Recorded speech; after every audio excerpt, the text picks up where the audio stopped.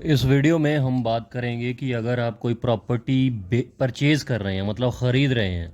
आप चाहे कोई खेतीबाड़ी की ज़मीन ख़रीद रहे हैं, चाहे कोई प्लॉट ख़रीद रहे हैं जिस पर आपने मकान बनाना है, या वैसे प्रॉपर्टी में इन्वेस्ट करना चाहते हैं, कुछ प्रॉपर्टी ख़रीदना चाहते हैं, चाहे कोई दुकान ख़रीदनी है, चाहे कोई प्लॉट ख़रीदना है, कुछ भी ख़रीदना है प्रॉपर्टी से रिलेटेड, तो उसमें सबसे ख़ास बातें क्या ध्यान में रखनी है। छोटी सी वीडियो है, ध्यान से सुनिएगा। कुछ ख़ास बातें बता रहा हूँ मैं आपको।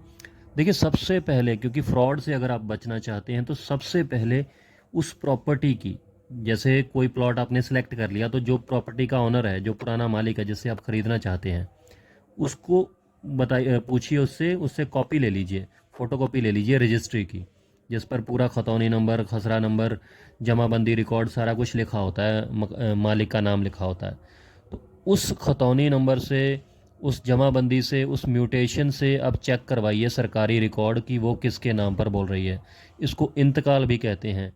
जो कंसर्न, जो आपके इलाके में सेक्रेटरीट ऑफिस होता है, तहसील होती है, सब रजिस्ट्रार का ऑफिस होता है, जहाँ पर भी रजिस्ट्रियाँ होती हैं, वहाँ पर जाइए और उस सरकारी रिकॉर्ड में इंतकाल चेक करवाइए कि ये इस प्रॉपर्टी का इंतकाल किसके नाम पर है। कहीं पर इसको इंतकाल बोला जाता है, इंग्लिश में बोलें तो म्यूटेशन भी बोलते हैं, या जमाबंदी रिकॉर्ड भी बोल सकते हैं इसको, खतौनी और खसरा नंबर भी बोल सकते हैं। तो कुल मिला के ये सरकारी रिकॉर्ड होता है, रिवेन्यू रिकॉर्ड होता है। वहाँ पर जाकर आप छोटी सी एप्लीकेशन भी लिख कर दे सकते हैं कि इस खतौनी नंबर का, इस खसरा नंबर का, जो इस रकबे का मालिक कौन है, ये मुझे बताया जाए, क्योंकि ये प्रॉपर्टी मैं ख़रीदना चाहता हूँ। या वहाँ पर जाकर आपको कुछ जो कंसर्न कर्मचारी होते हैं उनसे मिलकर आपको सरकारी रिकॉर्ड की जानकारी मिल सकती है।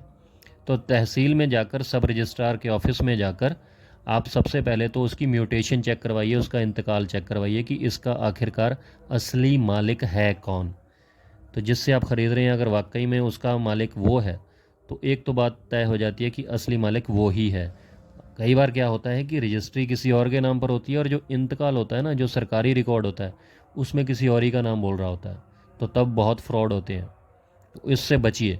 म्यूटेशन चेक करवाइए, सरकारी रिकॉर्ड चेक करवाइए, इंतकाल चेक करवाइए। एक दिन तो आपका ख़राब होगा, लेकिन वो एक दिन ख़राब करना सही है, बाद में कोर्ट कचहरी के चक्करों से बचने के लिए। तो इंतकाल, म्यूटेशन चेक करवाना, सरकारी रिकॉर्ड में किसके नाम पर है वो ज़रूरी है। रजिस्ट्री की कॉपी में एक, हो सकता है किसी और का नाम हो, लेकिन सरकारी रिकॉर्ड में किसी और का नाम हो, तो सिर्फ रजिस्ट्री की कॉपी देखकर आप ये मत मानिएगा कि उसका ऑनर वही है। दूसरा क्या है कि जब आप कोई प्रॉपर्टी ख़रीदते हैं तो आपको सरकार को टैक्स देना पड़ता है। तो टैक्स के लिए आपको स्टाम्प पेपर ख़रीदने पड़ते हैं। तो स्टाम्प पेपर किस हिसाब से आते हैं? जो कलेक्टर रेट होता है ना प्रॉपर्टी का। जैसे मान के चलिए आपने कोई प्लॉट ख़रीदना है, उसकी जो सौदा हुआ है 5 लाख में हुआ है, लेकिन कलेक्टर रेट उसका जो है वो 6 लाख रुपए है। तो आपको जो स्टाम्प ड्यूटी देनी पड़ेगी वो 6 लाख रुपए की देनी पड़ेगी। जहाँ अगर कलेक्टर रेट है 4 लाख रुपए, तो स्टाम्प ड्यूटी 4 लाख रुपए के हिसाब से चलेगी। तो वो कलेक्टर रेट आप चेक करवा सकते हैं तहसील में जाकर, सब रजिस्ट्रार ऑफिस में जाकर, कि इस प्रॉपर्टी का कलेक्टर रेट अभी कितना चल रहा है।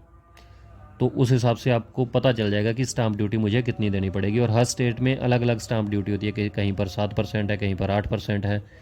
और अगर आप लेडी के नाम पर रजिस्ट्री करवाते हैं तो कुछ परसेंट कम भी हो जाता है।